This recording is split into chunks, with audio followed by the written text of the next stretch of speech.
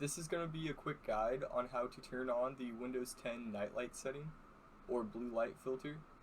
So there's two ways to get to it. If you have the search here, you can type in night and it'll be the first one, nightlight system settings.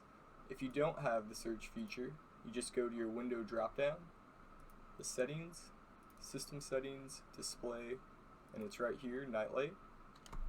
And it lets you choose how intense you would like the blue light filter to be.